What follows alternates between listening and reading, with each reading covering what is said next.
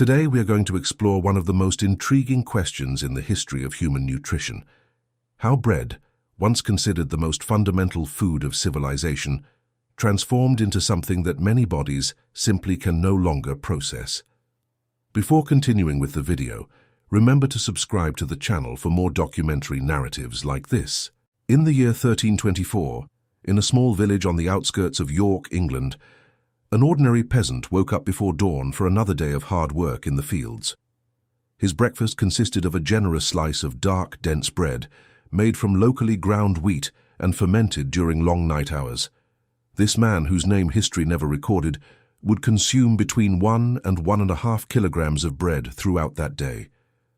This food represented approximately 70% of all the calories his body would receive.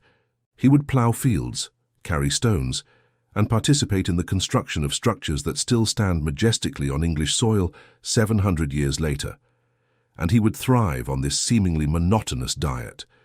There was no diabetes epidemic at that time. There was no gluten sensitivity crisis. Inflammatory bowel diseases did not affect 1 in every 100 people as occurs in the present day. Bread was, in every sense of the word, the sustenance of life. This documentary proposes an investigation. A journey through centuries of history, science, and industrial transformation to understand a seemingly simple question. If our ancestors consumed bread in quantities that we would consider unimaginable today, if they built entire civilizations having this food as the base of their diet, why do so many people in the contemporary world report discomfort, bloating, fatigue, and a series of other symptoms after consuming something as fundamental as a slice of bread? The answer to this question will take us through unexpected paths, from medieval wheat fields to modern scientific laboratories, from water-powered mills to industrial food processing complexes. The investigation begins in an unlikely place, a wheat field somewhere in medieval Europe. At that time, farmers cultivated what we today call local varieties or landraces of wheat. They were lineages that had adapted over centuries to the specific conditions of each region. The soil, the climate, the amount of rain, the intensity of the sun, all of this shaped the unique characteristics of each variety. In a single medieval field, it would be possible to observe a surprising diversity. Some stalks grew taller, others shorter. Some matured earlier, others later. This variation, which to modern eyes might seem like inefficiency, was actually a natural insurance. If a disease attacked the field, some plants would survive. If a drought set in, some varieties would resist better. The system was not optimized for maximum production, but for resilience and sustainability. Among these ancient varieties, 3 deserve special attention to understand the transformation that would occur centuries later. Einkorn, considered the oldest wheat cultivated by humanity, dates back approximately 10,000 years. Its genetic structure is remarkably simple, containing only 14 chromosomes organized in 2 sets. Emma, which fed the builders of the Egyptian pyramids and appears in biblical references as the sustenance of life, emerged as a natural hybrid between einkorn and a wild grass, carrying 28 chromosomes. Spelt, a favorite in medieval Germany and Switzerland, represented yet another hybridization, reaching 42 chromosomes. Each increase in genetic complexity brought changes in the properties of the plant, including alterations in its proteins, particularly those that we today collectively know as gluten. Einkorn deserves a pause in our narrative. Its simple genetic structure produced a weak gluten, which meant that the breads made with it did not rise as dramatically as modern breads. However, this same characteristic that could be seen as a limitation was precisely what made this grain easier to digest. Researchers at the University of Florence, in studies conducted many centuries later, would discover that people with non-celiac gluten sensitivity were able to consume einkorn bread without presenting the symptoms they reported after eating modern bread. Gliadin proteins, the fraction of gluten responsible for most adverse reactions, were structured differently in this ancestral grain. The immune system simply did not react in the same way. But the grains represented only part of the story. The processing that transformed those grains into flour constituted another crucial element of this equation. During medieval times, and for thousands of years before it, milling was performed by stones. Large stone millstones, moved by the force of water, wind, animals, or even human beings, turned slowly, crushing the grains between their rough surfaces. This process was deliberately slow. The reduced speed meant that little heat was generated during milling. The delicate oils present in the wheat germ, rich in vitamin E, omega-3 fatty acids, and phytosterols beneficial for cardiovascular health, remained intact. The bran, the fiber-rich outer layer of the grain, and the germ, the nutrient-rich core of the seed, were ground together with the starchy endosperm. The result was a whole wheat flour in the truest sense of the word, all parts of the grain, preserved and processed together, delivered to the baker as a cohesive whole. The flour thus produced had a dark color, a complex flavor with nutty notes, and a grainier texture than anything we find on contemporary supermarket shelves. It contained fiber, healthy fats, B vitamins, minerals such as magnesium, zinc, iron, and selenium, all still present and bioavailable. This flour was not white, it was not uniform, it did not stay fresh for weeks on a shelf, but it was deeply nutritious in a way that modern science is still working to fully understand. The third element of this medieval triad was time, the time it took to transform flour into bread. Medieval bakers did not have commercial yeast at their disposal. Instead, they depended on wild yeasts and lactic acid bacteria captured from the air itself. What we today call a natural fermentation culture or sourdough, these cultures were kept alive for generations, passed from mother to daughter, from master baker to apprentice, fed regularly with flour and water, kept as family treasures. When the flour was mixed with water and a portion of this living culture, a transformative process began. It was not just fermentation in the sense of creating gas bubbles that would make the dough rise. It was a profound biochemical transformation. The bacteria and yeasts consumed the sugars present in the dough, producing lactic acid and acetic acid. This acidic environment activated natural enzymes that broke down phytic acid, a compound present in all grains that binds to minerals like iron, zinc, and calcium, preventing their absorption by the human body. It also degraded lectins, plant proteins that can irritate the intestinal lining, and enzyme inhibitors that interfere with digestion. This process took time, 12 hours, 24 hours, sometimes more. The dough rested, fermented, and transformed. Medieval bakers did not understand the science behind what they did, but they knew the result, a bread that behaved differently in the body. A bread that satisfied for hours instead of leaving the person hungry again in a short time. A bread that constituted true food. When that bread finally went into the oven, it had already been fundamentally transformed. The gluten had been partially pre-digested by bacterial enzymes. The anti-nutrients had been neutralized. The minerals had been released from their chemical bonds. The medieval peasant who consumed 2 kilograms of this bread a day was not just filling his stomach. He was receiving complete nutrition.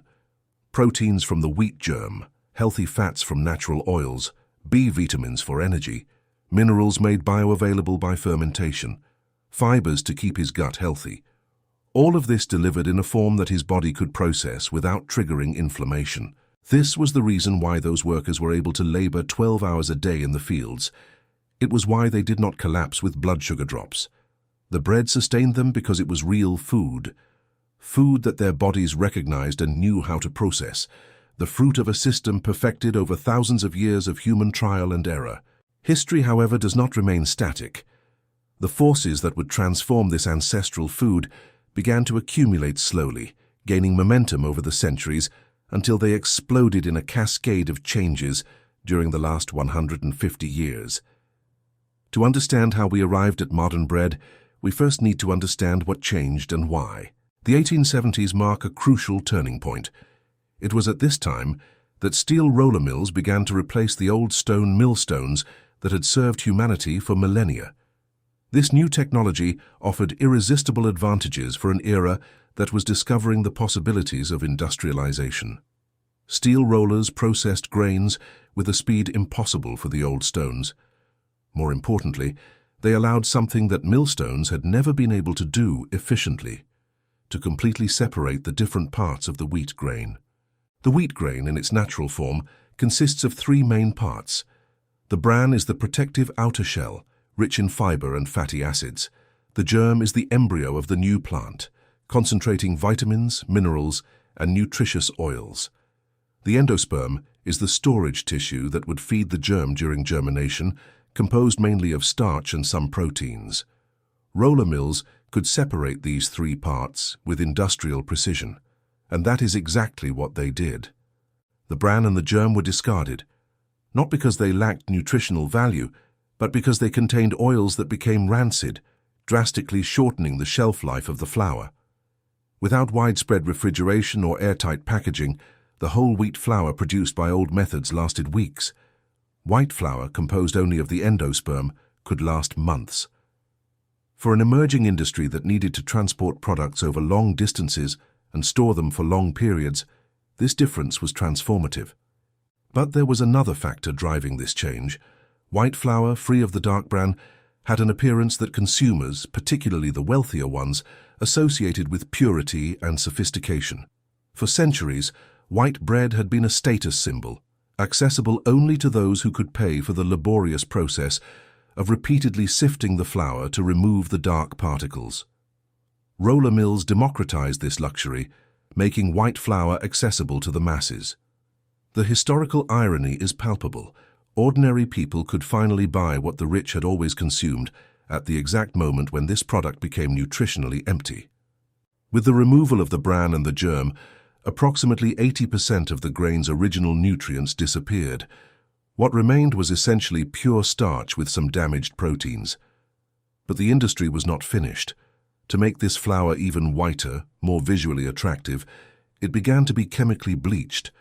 Chlorine gas, benzoyl peroxide, and other oxidizing agents were introduced into the process, transforming the flour from a grayish white to a gleaming white that never existed in nature.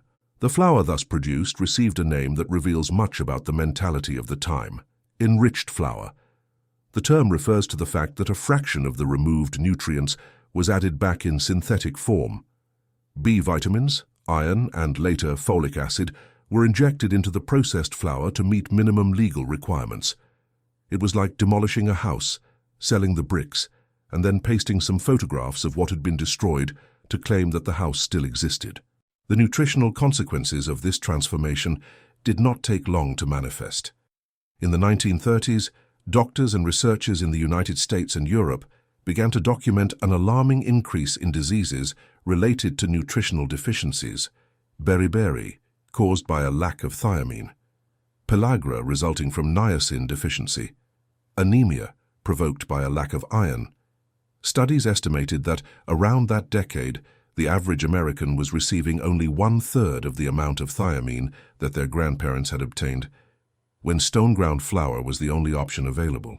The solution was the mandatory fortification of white flour, implemented in 1941 in the United States, which drastically reduced these specific diseases but did not restore the original nutritional complexity of the grain. While milling was being transformed, another revolution was brewing in the crop fields. This change would be even more profound in its implications for human health, although its effects would take decades to be fully understood. The setting was post-World War II Mexico. An American scientist named Norman Ernest Borlaug, born in 1914 on a small farm in Iowa, had been recruited by the Rockefeller Foundation to work on a wheat breeding program. The goal was ambitious: to develop wheat varieties that could drastically increase food production in a world where hunger threatened millions of people. Borlaug was not a distant laboratory man. He worked in the fields alongside farmers and students, under a scorching sun, with his hands in the dirt. His obsession was to create a type of wheat that could produce more grain per hectare. The problem was that traditional wheat varieties, when intensively fertilized to increase production, grew so tall that their stalks could not support the weight of the heavy ears and toppled over, destroying the harvest. Borlaug's solution was brilliant in its simplicity: to create dwarf wheat, with shorter and sturdier stalks that could sustain larger and heavier ears. The work was arduous and took years. Borlaug established research stations at different altitudes and latitudes, crossing varieties, selecting the best characteristics, repeating the process countless times. The result was what became known as high-yield semi-dwarf wheat. In 1956, Mexico became self-sufficient in wheat production for the first time.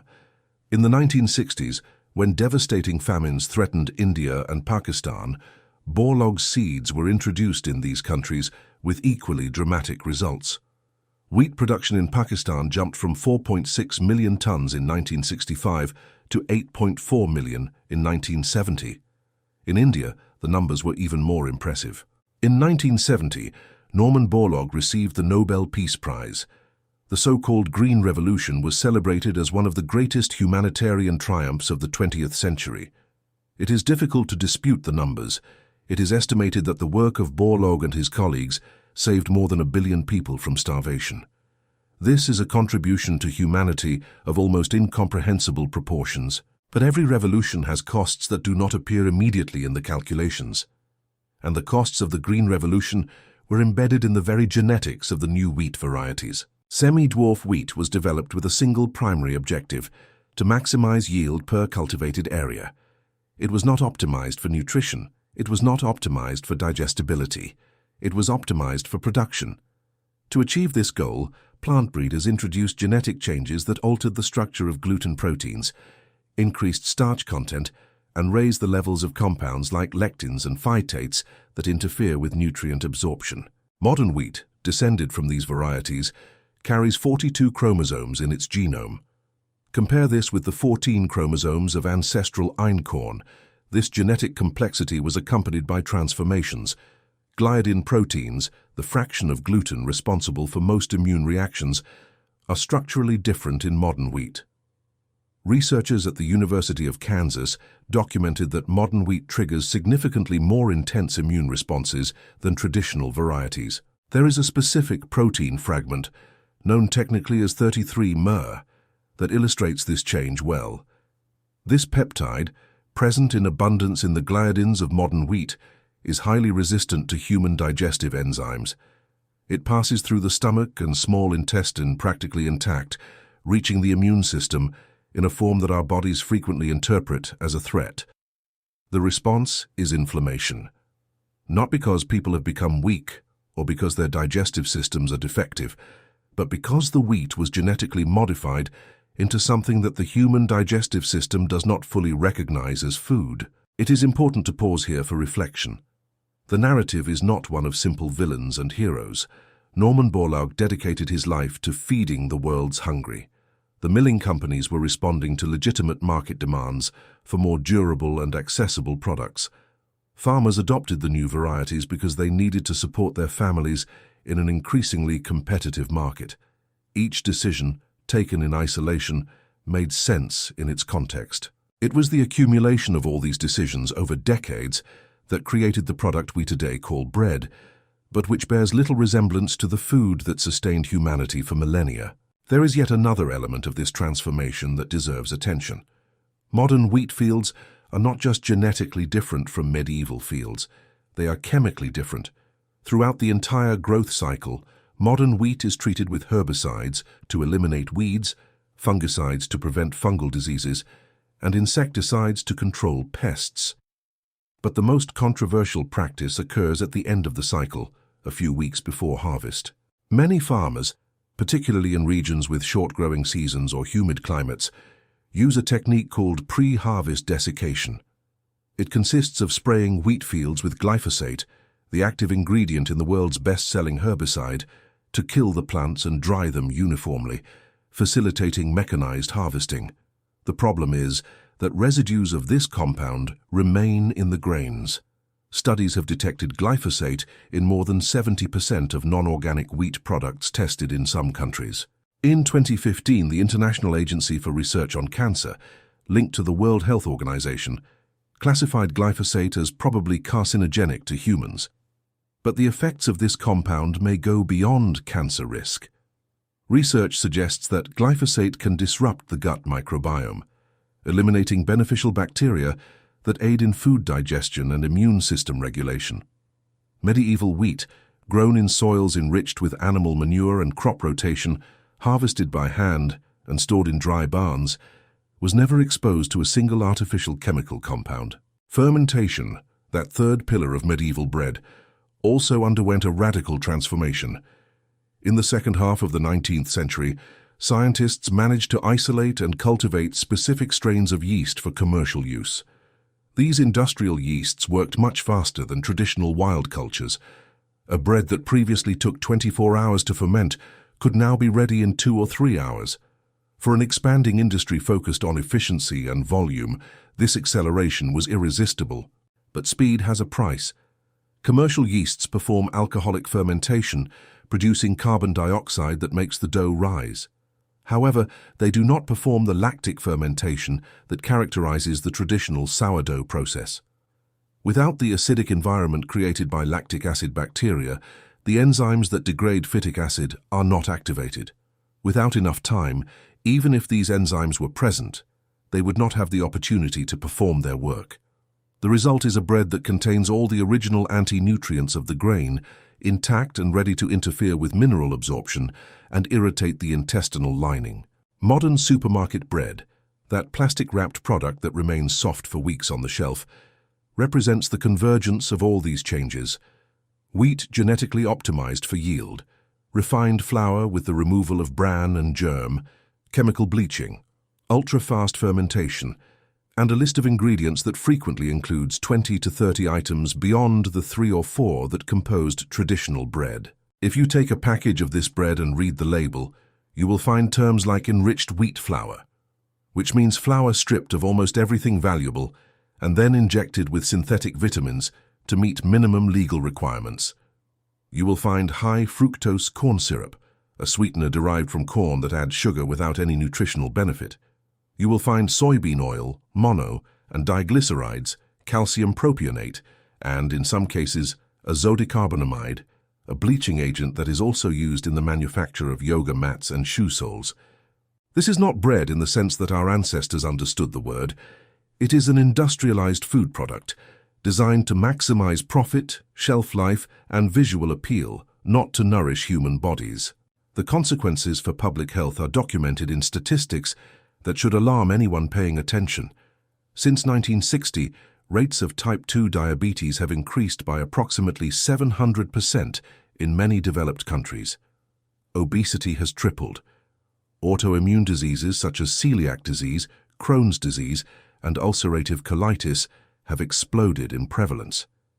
Celiac disease, specifically, has increased 400% since the 1950s, according to epidemiological studies.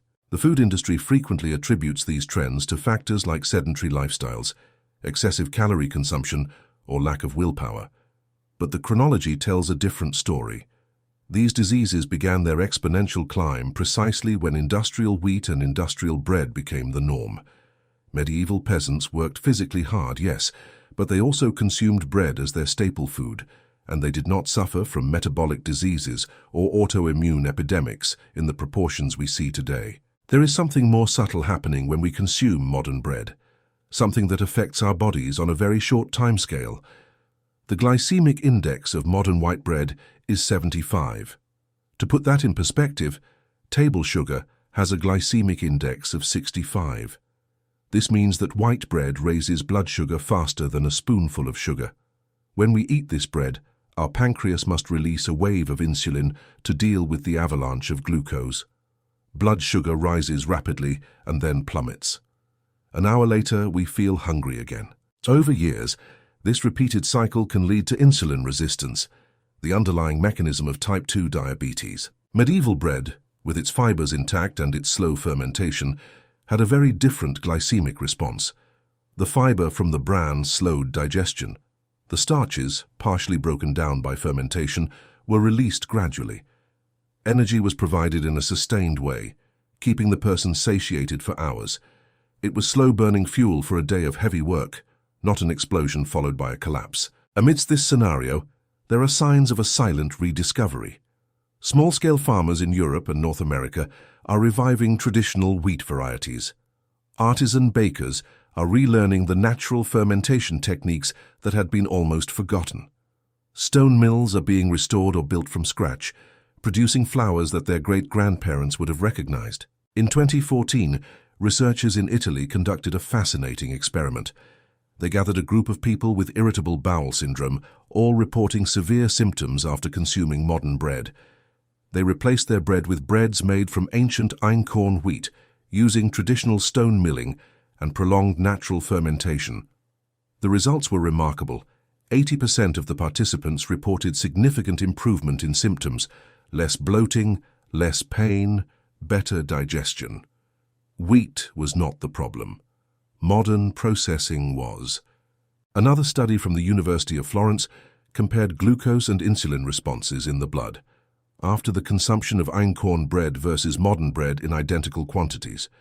The einkorn bread produced significantly lower responses, less stress for the pancreas, less of a blood sugar roller coaster. The body recognized this ancestral food in a way that it simply does not recognize its industrialized descendant. The bakers who are leading this resurgence are not selling nostalgia. They are selling bread that the human body recognizes as food. Their customers, many of whom thought they could never eat bread again, are discovering that they can. Not because gluten was never the problem, but because modern wheat and modern processing created a problem that did not exist 100 years ago. It is tempting to simplify this narrative in terms of good and bad, of a return to a romanticized past versus evil progress. The reality is more complex. The industrialization of bread fed billions of people. It made calories accessible to populations that might otherwise have gone hungry. The Green Revolution, with all its unintended consequences, saved lives on a scale that defies comprehension. But the fact that something was necessary in a specific historical context does not mean it must remain unchanged forever. The world has changed since the 1960s. We now have scientific knowledge that our grandparents did not have. We understand the gut microbiome, the mechanisms of chronic inflammation, the metabolic consequences of high glycemic diets. We have options they did not have, and with options comes responsibility. If you wish to eat bread that does not cause discomfort, there are paths. The first is to find bakers who use traditional wheats like einkorn, emmer, or spelt, stone ground, and naturally fermented for long periods. These bakers are rare, but they exist. Farmers markets, specialized artisan bakeries, and even some online sources offer products that approach what our ancestors ate. The second path is to learn to make your own naturally fermented bread. It requires time and dedication. You will need to maintain a starter culture, feeding it regularly. You will need to mix the dough the night before and let it ferment for 12 to 24 hours. But the result is a bread that nourishes instead of harms, and once you develop the routine, it is no harder than any other weekly meal preparation. The third path is to reduce bread consumption and replace it with other whole and unprocessed grains. Medieval peasants ate bread because wheat was cheap and calorie-dense. You have options they did not have. Oats, barley, quinoa, brown rice, especially if properly prepared with soaking or fermentation techniques, can provide the same sustenance without the inflammatory load of modern bread. The point is not to live like a medieval peasant. The point is to recognize that their bread was real food, and what is on your supermarket shelf is not. It is a fundamental distinction that the food industry has little interest in you understanding. Because if you understand that the problem is not gluten itself, it is not wheat itself, but industrial processing, you stop buying their products. You start demanding real food. You take control of your health. Medieval wheat was not a superfood because it possessed magical properties. It was a superfood because it was left alone. Grown in healthy soil, enriched with organic matter and crop rotation. Milled with care on stones that preserved all its nutritious components. Fermented with patience by living cultures that transformed its anti-nutrients into digestible forms. Baked with respect for a process perfected over millennia. This is the knowledge that the food industry does not want you to have. Because if you understand history, you understand that every slice of supermarket bread represents a series of decisions made to maximize profit and convenience, not to nourish your body. You understand that every symptom you experience after eating this product is not a failure of your organism, but a normal response to an abnormal food. Medieval bread was food. What is on your shelf is a chemical experiment. The choice is yours. The secret was never lost. It was only forgotten. Buried under decades of industrial propaganda, of marketing that convinced us that whiter is better, that faster is more efficient, that convenience is progress, but the knowledge remains, waiting to be rediscovered by those willing to look.